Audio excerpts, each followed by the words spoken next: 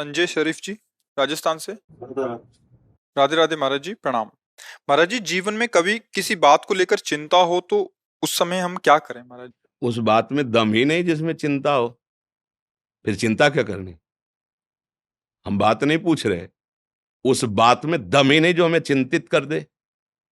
बात तो वो है जो निश्चिंत कर दे। कोई भी बात होगी जिसमें तुम चिंतित हो, हमें जानने की जरूरत नहीं, वो माइक ही होगी। और जिसको परमात्म प्राप्ति की या परमानंद प्राप्ति की या महासुखी होने की बात आई, इसमें तो निश्चिंतता आती है, इसमें चिंता थोड़ी होती है। इसका तो आश्रय लेने मात्र से निर्भय निश्चिंत निशोक हो जाता है प्राणी। अच्छा, जगत की कोई भी ऐसी बात नहीं जो आपको चिंता में न डाल दे। एक दो बात नहीं, सब बात है। हमारा पद न छिन जाए, इतनी संपत्ति मिल गई, कहीं कोई इसको लूट न ले, हमारे परिवार के ही हमें धोखा न दे दे। मतलब हर विषय पर दृष्टि डालो, चिंता ही चिंता है। निश्चिंत होने का एकमात्र उपाय है प्रभु के चरणों का आश्रय लेकर दूसरों को सुख पहुंचाने की बात, अपने को कष्ट सहने की बात आ जाए तो अभी तुम निश्चिंत हो जाओगे। बोलो, चिंता का विषय अपने सुख की बात, अपना जहां तक मान रखा है घेरा उसकी बात, अपनी मान्यता की बात, यही हमें चिंता पहुंचाती है। जरा घेरे को तोड़ दो।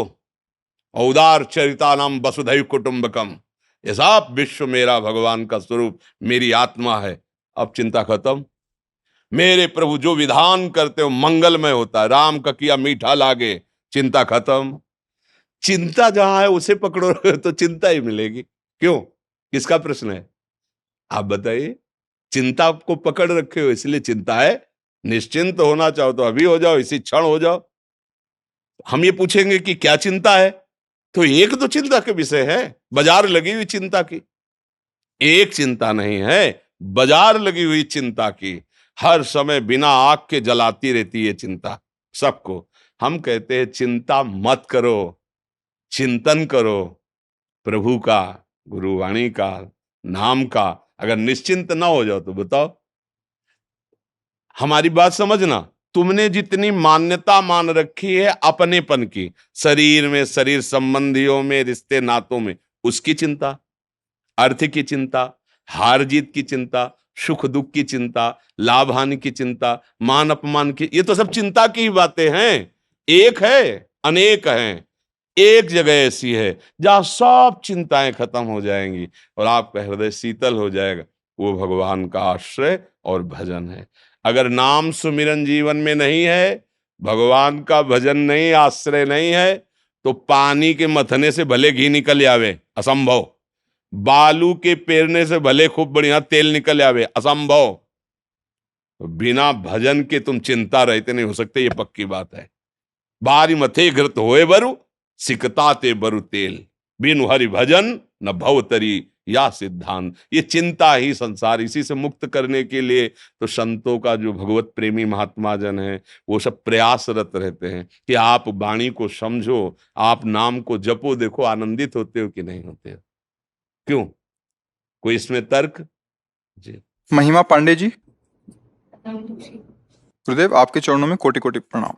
सदगुरुदेव भगवान, हमारा प्रश्न यह है कि जब शरीर पूर्ण होता है तो ये पंच तत्व में विलीन हो जाता है, एवं जो जीवात्मा होता है उसे कर्मानुसार यातना देह आदि शरीर जैसा वर्णन है, किंतु तब हमारा मन कहाँ होता है? अर्थात जब हमें नरक या स्वर्ग आदि कर्मानुसार प्राप्त होते हैं, अथवा तब मन भी साथ ही होता है, क्योंकि आप कहते हैं कि मन में कई जन्मों के संस्कार पड़े होते देखो, हैं। तीन शरीर प्रगट में परमार्थ दृष्टि से देखे गए। प्रथम ये स्थूल शरीर जो पंचभूत से बना हुआ है।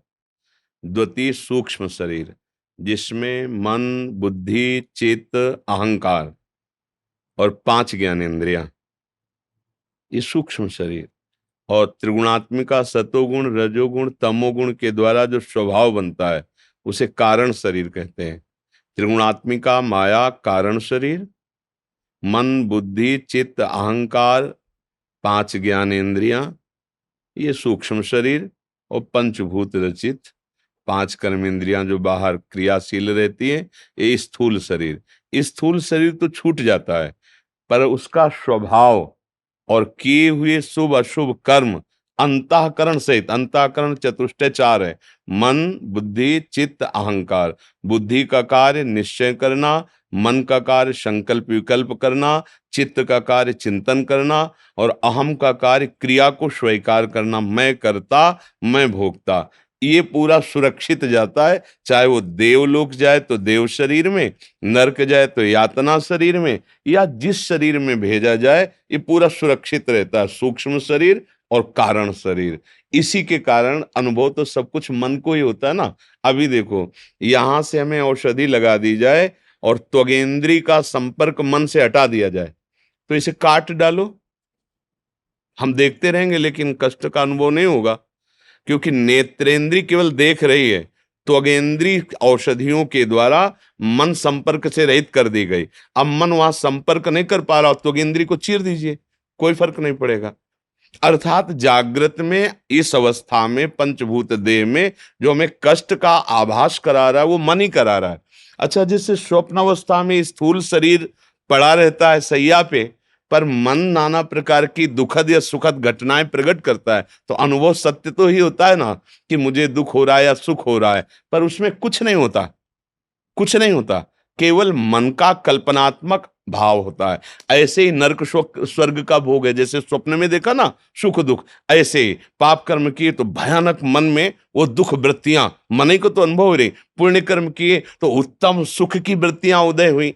पर इससे भी एक अलग गति है, इन तीनों शरीरों से अलग है मेरा आत्म स्वरूप। जैसे ऐसे बिल्कुल सरल भाषा में, जब हम कहीं के लिए तैयार होते हैं तो एक बनियान पहनते हैं, फिर उसके ऊपर शर्ट पहनते हैं, फिर ऊपर कोट डाल लेते हैं। बनियान है कारण शरीर, शर्ट है सूक्ष्म शरीर, और कोट है स्थूल शरीर। लेकिन पहनने वाला तो अभी परिचय में ही नहीं आया। ये तो तीन शरीर है ना, पहनने वाला कौन है? वो आत्मा है, वो परमेश्वर है, वो गुरु स्वरूप, वो सच्चिदानंद भगवान है, उसी का अंश कहा जाता है। उसको पहचान लो, बस इसीलिए मनुष्य शरीर मिला है। अगर नहीं पहचानोगे तो बार बार ये सुखद दुखद भोग कराने वाले शरीर मिलते रहेंगे, छूटते रहेंगे, मिलते रहेंगे। पुनरपि जननम पुनरपि मरणम पुनरपि जननी जठरे शयनम, बार बार बार बार। अब इस बार नहीं, इस बार तो ऐसा उपाय किया जाए कि अब ये परंपरा खत्म होनी चाहिए। अब ऐसी उत्तम माँ से प्रकट हुए हैं, अब और नीच योनियों की माँ से प्रकट ना होना पड़े। वो भी तो माँ ही है जो जन्म देती है, चाहे जिस योनि की माँ हो। अब भगवान हमें कृपा करके मानव देह दिया, तो हमें गुरुजनों की वाणी के अनुसार चलना चाहिए। जब हमारा अधर्माचरण होता है तो चिंतन का स्तर गिर जाता है, बहुत नीच कोटि का चिंतन होता है, जिसे स्वार्थ कहते हैं। जहां स्वसुख वासना जागृत हो जाती है, उसे धीरे धीरे राक्षसी भाव में परिणित होते देखा गया। मतलब मुझे सुख भोगना है, ये सबके अंदर लालसा होती है, मुझे सुख भोगना है, ये सबके अंदर होती है, सब जो जन्मेगा उसके अंदर होगी। अब कहां भोगना है, ये विभाजन का विषय है, ये विवेक का विषय है। इसीलिए समर्थ है गुरुवाणी, समर्थ है भगवत प्रेमी महात्माओं के वचन, उनके अनुसार हमें देखना है कि मुझे सुख भोगना है, पर कहां? असत गंदे आचरणों में, या गुरुजनों की वाणी के अनुसार भगवत सुख में, आत्म सुख में, परमेश्वर के सुख में। यही हमारी गलती हो जाती कि हमें भोगना सुख है, चाह है, क्योंकि हम सुख स्वरूप भगवान के अंश हैं, तो हम सबकी मांग है सुख। देखो, पिता के कुछ लक्षण ऐसे होते हैं जो स्वाभाविक पुत्र में आते हैं। जैसे हमारे सबके अंदर एक चाह है, कभी मरूं नहीं, कभी ना मरूं, ये चाह है। तो इससे लक्षण मिलता है कि अविनाशी का बच्चा है, मरना नहीं चाहता, अविनाशी का है ना। और मैं कभी दुख ना भोगूं, परम सुखी रहूं, तो सुख सिंधु भगवान का बच्चा है, ये बात समझ में। आनंद सिंधु भगवान का तू अंश है, इसीलिए जैसे मांगे ना हमारी, मैं कभी मरूं नहीं, मैं कभी दुखी नहीं हूं, मतलब मैं अविनाशी हूं और मैं आनंद स्वरूप बनूं। तो रसो वैसा रसम ह्रम लब्धा आनंदी भवतु, मतलब उस आनंद स्वरूप भगवान के हम अंश हैं, परमात्मा के। यदि हम अपने गुरुजनों की वाणी के अनुसार चले और हम उस स्वरूप को समझ जाए तो अभी परमानंद है। तो हमें अन्य देहों में जाना नहीं पड़ेगा। तो अन्य देहों में जाने पर जो दुख सुख का अनुभव होता है वो इसी मन को होता है। ये सबके साथ जाता है, इसी का जन्म मरण हो रहा है। सूक्ष्म शरीर और कारण शरीर, स्थूल शरीर बदलते रहते, कभी सुअर, कभी कुत्ता, कभी देवराज इंद्र, कभी चीटा, कभी भूत, कभी मनुष्य, ये सब क्रम चलता रहता है कर्मानुसार, लेकिन मन वही रहता है। सूक्ष्म शरीर वही रहता है और त्रिगुणात्मिका माया कारण शरीर वही रहता है। पर हम फंस गए इनको अपना मान करके, जो हमें दुर्गति भोगनी पड़ रही, इस गलत चिंतन से फंस गए। मैं शरीर हूं, मैं करता हूं, मैं भोगता हूं, मैंने ये भोगा अब ये भोगूंगा, ये कमा लिया अब ये कमाऊंगा, ये करूंगा। ये सब बाहर की बात। बाहर अंदर बैठा है सुख समुद्र, परमात्मा हृदय में बैठा है और हम ढूंढ बाहर रहे हैं भोगों में। बस यही गलती मिटाने के लिए हमें शास्त्र, संत जन, गुरुवाणी, इसका संयोग प्रदान हुआ उस परमेश्वर, उस अव्यक्त परमात्मा की कृपा से। अब हम वाणी के अनुसार चलें। हम बिल्कुल आपको सच्ची कहते हैं, इतना भी गलत चलोगे तो चिंतन का स्तर गिर जाएगा, आप हमारी बात ही नहीं समझ पाओगे, बात ही नहीं समझ पाओगे, और हो सकता है आपको बुरा लगने लगे। हो सकता है जैसे छोटा बच्चा प्लास्टिक के खिलौनों में खेलता है और माँ उसे उत्तम पदार्थ पवाने के लिए ले जाती है, पर उसको बुरा लगता है कि मेरे खेल को क्यों रोक दिया इसने, मैं खेल रहा था, आनंदित हो रहा था। ऐसे ही जहां तुम अधर्म आचरण करके सुख भोगना चाहते हो, वहां तुम्हें कृपाशील गुरुवाणी, कृपाशील संत जन ये माँ की तरह दुलार कर, ए मत खेल, ये खेल बहुत गंदा है, ये खेला तो गंदा हो जाएगा, वो ऐसा गंदा हो जाएगा इसके लिए कोई साबुन नहीं बना। फिर मलिन अंतःकरण से वो किसी को कुछ नहीं मानता, मनमानी आचरणों में उतर जाता है, फिर उसे दंड मिलता है। वह जो यातना देह दंड का है, उसमें मन, बुद्धि, चित्त, अहंकार और स्वभाव बिल्कुल समाहित रहता है। स्थूल शरीर ऊपर का बदल गया, लेकिन दंड तो वैसे ही भोगना पड़ता है। और वो सब भोगानुभूति ऐसे ही है जैसे स्वप्न में सुखद या दुखद। स्वप्न सुखद हो या दुखद, बिना जागे वो भोग भोगना ही है। अब स्वप्न में किसी ने हमें बांध दिया, हमारी पिटाई कर रहा है, पूरा अनुभव ऐसे ही हो रहा है कि आह मच रही। कभी कभी तो जागृत में चिल्ला पड़ता है, हाँ बोले क्या हो, अरे बोले स्वप्न देख रहा था। तो भोगता कौन है? मन। और मान लिया है आप अपने को। इसी बात को सुधारने के लिए सत्संग हो रहा है कि आप थोड़ा मन से हटें, तन से थोड़ा हटें। तन को अपनी पोशाक माने, ना कि मैं। देखो अपने लोग कितने फंस गए, इस शरीर को मैं ही तो मान रहे हैं ना। अब इसको मैं मानने के लिए मेरी जरूरत हो गई। अब मेरी जरूरत है तो फिर हमें जो मन आया सो कर रहे हैं। अगर हम मन की बात समझें और तन की बात समझें और हम उसके न्यायाधीश बने, तो बहुत जल्दी हम परमात्मा साक्षात्कार कर लें। तो इसलिए बहुत सोच समझ करके हमारा एक एक कदम चले, तो हमें जाने नहीं पड़ेगा, ना देव दे और ना यातना दे। हम सीधे अपने प्रभु को प्राप्त होंगे, काम खत्म हो जाएगा, आवागमन मिट जाएगा। नहीं तो मन, बुद्धि, चित्त, अहंकार और ये त्रिगुणात्मिका माया के द्वारा रचा हुआ स्वभाव ये साथ जाता है। लोक लोकांतर कहीं भी जाओ, आ ब्रह्म स्तंभ पर्यंतम सर्वम मायामयम जगत, तिनके से लेकर ब्रह्मा तक जो कुछ भी है सब माया में है। यहाँ की दौड़ भाग, बस थोड़ा अच्छा स्वप्न समझ लो। जैसे स्वर्ग आदि के भोग हैं, लंबा स्वप्न, थोड़ा अच्छा स्वप्न, लेकिन जगोगे तो पुण्य छिड़े मृत्यु लोके विशंति, फिर वही प्रपंच। इसलिए नाम जप करो, अंदर ही अंदर खूब नाम जप करो, सब ठीक हो जाएगा। प्रभु बड़े करुणामय हैं, हमें उनकी करुणा पर भरोसा है, गुरु की करुणा पर भरोसा है। वो जहां कृपा करते हैं वहां फिर फतेह ही फतेह होती है। विजय, फतेह का मतलब विजय। अब काम क्रोध माया तुम्हें परास्त नहीं कर पाएगी। जो गुरु शरण है, गुरु वाणी की शरण में है और उसके अनुसार अपना जीवन चला। ये जो बातुल भूत विवश मतवारे, ते नहीं बोले वचन विचारे, तिनकर कहा सुने नहीं कहा। ये मदांध लोग, माया ग्रसित चित्त वाले, कुछ का कुछ, कुछ का कुछ। शास्त्रों का अर्थ ऐसे समझ में आता है, आपका आहार पवित्र हो, आचरण पवित्र हो, आप अनुशासन, शास्त्र अनुशासन में हो, फिर आप देखो एक एक बात समझ में आएगी आपको। आहार गलत है, आचरण गलत है, तो हम लोगों की जो शास्त्रों की बात है, संतों की बात है, उसका तुम उपहास करोगे, मजाक बनाओगे। ऐसा खूब कमाओ, खाओ, भोगो, जियो मौज मस्ती से। वर्तमान के लिए तुम बोल रहे हो ना, लेकिन कल तुम्हारा कैसा होगा? जो कल के लिए सोचता है वही विवेकवान होता है। हम इस समय तो खड़े हैं सही जगह, लेकिन हमारा कदम कहां पर पहुंचने जा रहा है, वो विवेकवान है। अरे चलो देखेंगे, वो अंधा आदमी है। हमारा कदम प्रकाश में पहुंचना चाहिए। देख के रखना है मैं कौन सी क्रिया कर रहा हूं, क्या बोलने जा रहा हूं, ये विवेकवान का लक्षण है। पर जो गंदा आहार, गंदा आचरण, गंदा चिंतन, गंदा, तो वो संतों की भी निंदा करते हैं, शास्त्र की भी निंदा करते हैं, क्योंकि पल्ले कुछ पड़ता नहीं, मलिन बुद्धि है। ये तो बड़ी कृपा है कि ऐसे कलिकाल में भी आप लोग ऐसे श्रद्धावान हैं कि संतों की बात सुनना चाहते हैं, प्रभु के मार्ग में चलना चाहते हैं। नहीं तो हम ऐसी हवा चल रही ना, सत्य मार्ग की तरफ चलने की हिम्मत नहीं रह गई, सत्य चिंतन करने की हिम्मत नहीं। इतना विषयों ने परास्त कर दिया है कि सत्य वचन सुनने की भी ताकत नहीं रह गई, सत्य वचन मनन करने की ताकत नहीं रह गई, सत्य वचन आचरण की। सत्य मार्ग है कैसे हम उस ब्रह्म तत्व को जाने जो हमारा स्वरूप है, कैसे हम परमात्मा को प्राप्त हों, ये सत्य मार्ग है। अगर वो आनंद समुद्र मिल गया तो चुल्लू दो चुल्लू पानी के लिए किसी की तरफ देखना पड़ेगा क्या? जिसे सुंदर गंगा की धारा में अवगाहन करने को मिले, उसे गड़ैया छोटे छोटे गड्ढे देखने पड़ेंगे। अरे आनंद का समुद्र है परमेश्वर, परमात्मा आनंद स हम उसी की खोज कर रहे हैं। आप गौर से देखना, किसी भी भोग में, आप तो लोग तो गृहस्थ में हो, जहां किसी भोग को भोगोगे तो जो भोगने के पहले आपने सोचा था सुख, वो आपको आने मिलेगा भोगने के बाद। एक मन में फिर अशांति होगी कि वो बात तो नहीं जो मैंने सोचा था।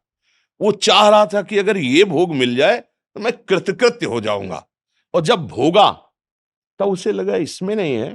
फिर वो दूसरे शरीरों में, दूसरे विषयों में, दूसरे भोगों में पूरा जीवन केवल इसी प्रश्न के समाधान में ढूंढने में चला जाता है और हाथ कुछ नहीं लगता। जैसे भूत के लड्डू हो ना, खूब खाओ कोई तृप्ति नहीं होगी, और ना खाओ तो ललचाओ, ऐसे ही माया है। खाओ तो तृप्ति नहीं और ना खाओ तो जलो।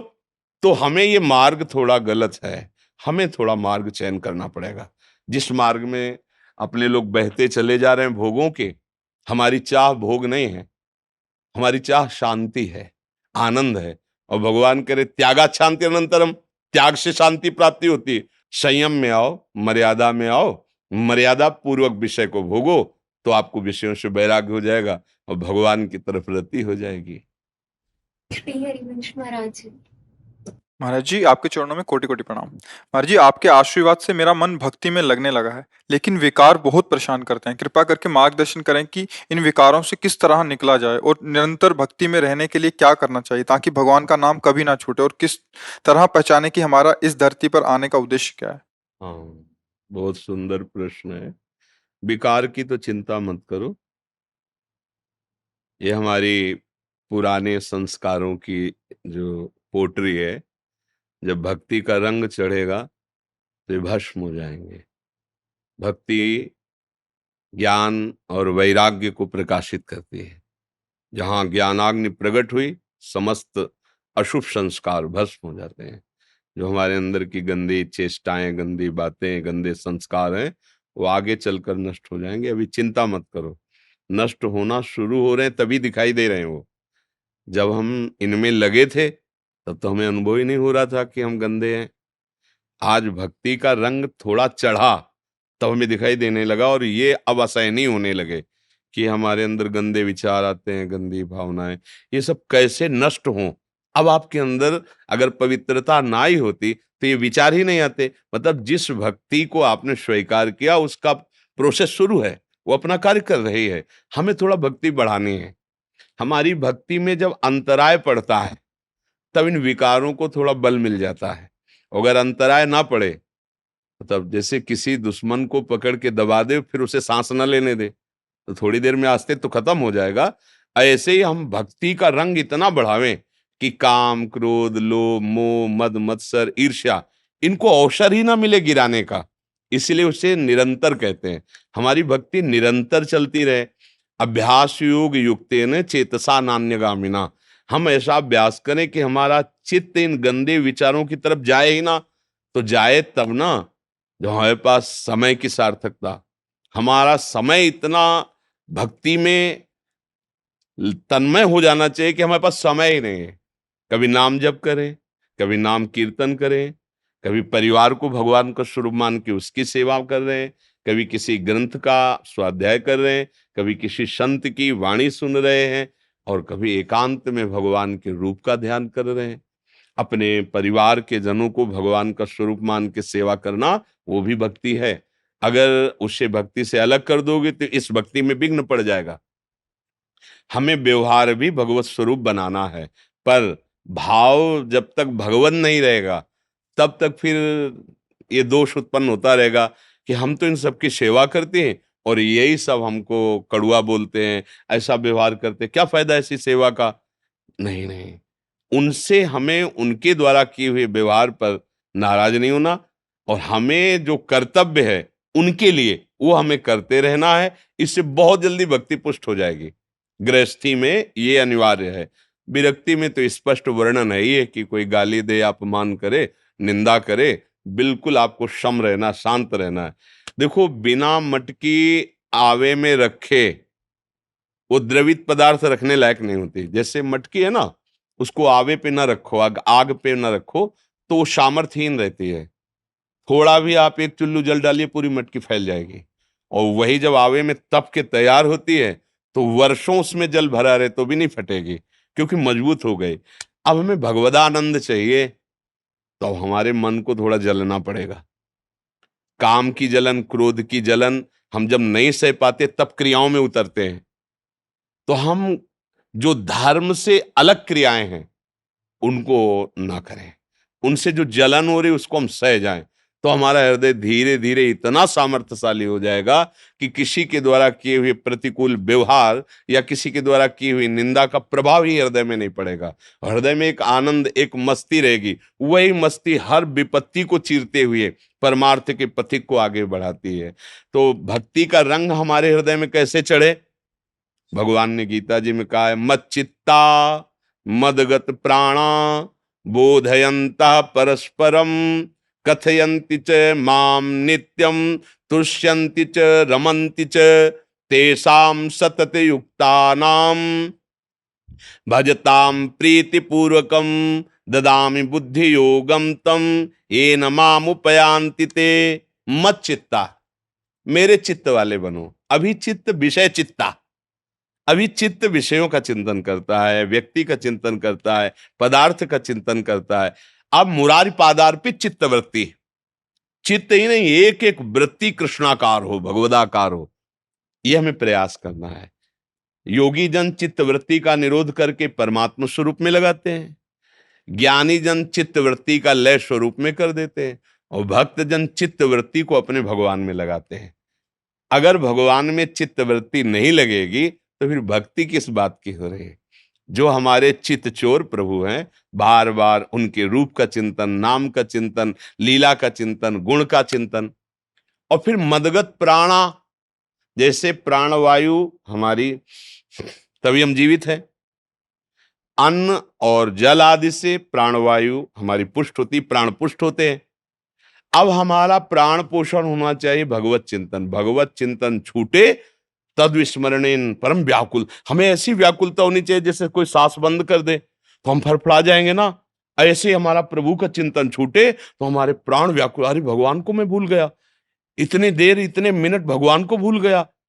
तो अब हमारे अंदर मदगत प्राणा वाली भक्ति आ रही। जैसे श्वास प्रश्वास हमारी स्वाभाविक चल रही, ऐसे हर श्वास, एक भी श्वास खाली न जाए, हम भगवान का नाम स्मरण करें, भगवान की लीला गायन करें।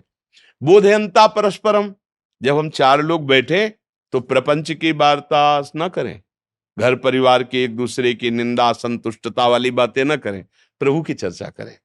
पर ऐसा संभव? जहां चार लोग बैठेंगे किसी की टांग खींचेंगे, निंदा करेंगे, वो ऐसा तो है पर ऐसा, निंदा, ये प्रपंच वार्ता, समय हम बहुत बर्बाद करते हैं। भगवान कह रहे समय कहां खर्चा करो, बोधयंता परस्परम, ज्ञान की बात करो, भक्ति की बात करो, मंगल बात करो, जिसमें आनंद हो ऐसी बात करो। निंदा स्तुति की, प्रपंच की बात क्यों करते हो? कथयन्ति च माम नित्यम, मेरा ही कथन करो। तुष्यन्ति च रमन्ति च, उसी में संतुष्ट रहो, आनंदित हो जाओ। भगवान की लीला, भगवान के गुणों, भगवान के नाम में इतनी महिमा है, आप शुरू तो करो, रोमांच हो जाएगा, हृदय गदगद हो जाएगा, अश्रु बहने लगेगा। तेषाम सतत युक्ता नाम, अब भजन चल पड़ा निरंतर। अब क्या होगा? बोले ददामि बुद्धि योगम तम येन माम उपयान। जैसे भगवान अर्जुन जी को दिव्य दृष्टि देते ना विराट स्वरूप का दर्शन करने के, ऐसे भगवान ने योग प्रदान कर दिया।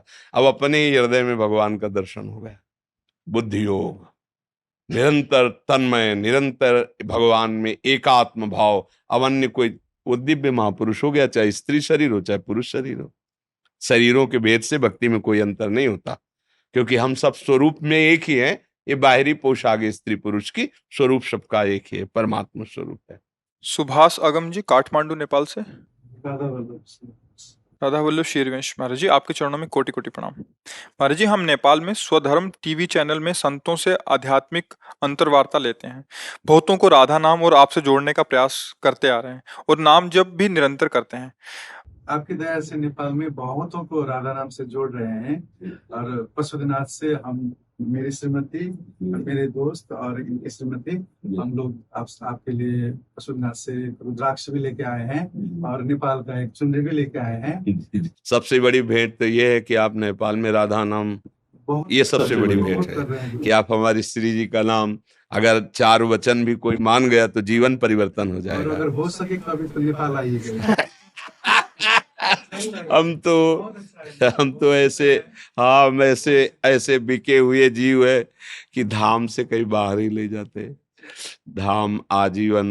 आपका कृपा हो सब नेपाल के लोगों के लिए कि वहाँ ये बहुत नाम का हो।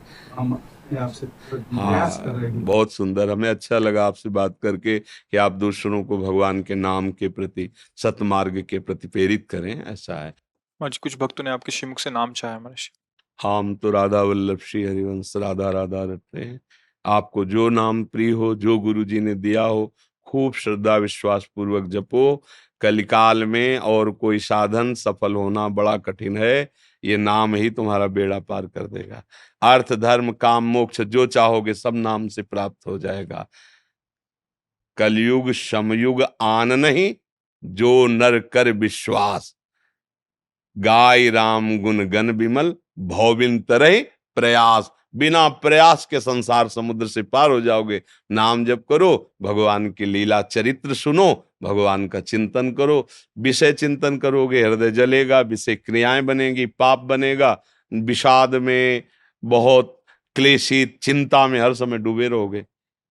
चाहे जितनी डिप्रेशन की दवा खाओ, दूर नहीं होने वाला। वो तभी दूर होगा जब उसका मूल नष्ट हो। जो आपकी मानसिक स्थिति बिगड़ी, उसका मूल है गलत आचरण, पाप।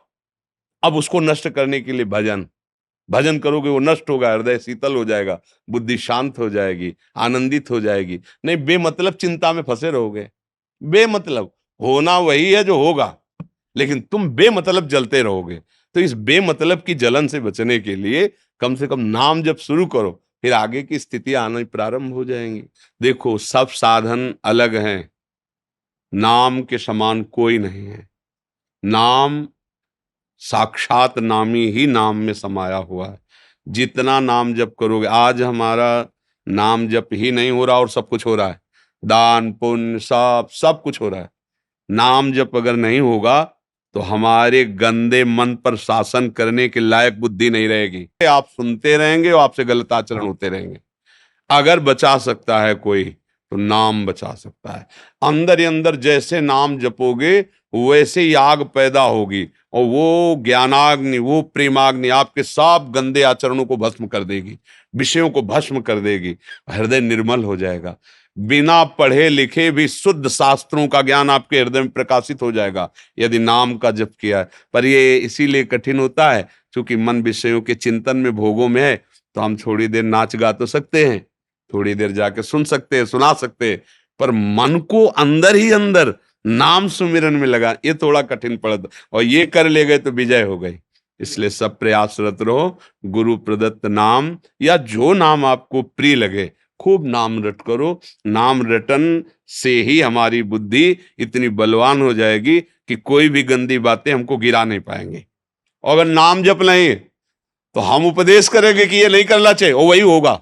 और आप सुनोगे कि ये नहीं करना चाहिए, पर आप वही करोगे, क्योंकि मन बहुत बलवान है। इससे भी बलवान नाम है। जो नाम ही भगवान को भी अधीन कर ले तो नाम सुमिरन सब सब कुछ नाम में समाया हो। नाम लेके बैठ जाओ, भवसागर से पार हो गए। नानक नाम जहाज है, चढ़े से उतरे पार, बैठ जाओ नाम रूपी जहाज में, पार हो गए। हाँ जी, लव पशुपतिनाथ जी का पिताजी पिताजी नाम जय पशुपतिनाथ भगवान की जय, राधा वल्लभ लाल की जय जय। तो नेपाल से है बाबा जी, हाँ। तो नेपाल के नेपाली लोग बनाते हैं ऐसा।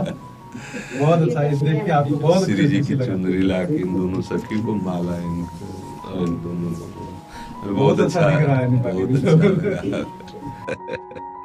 दंडोत दंडोत।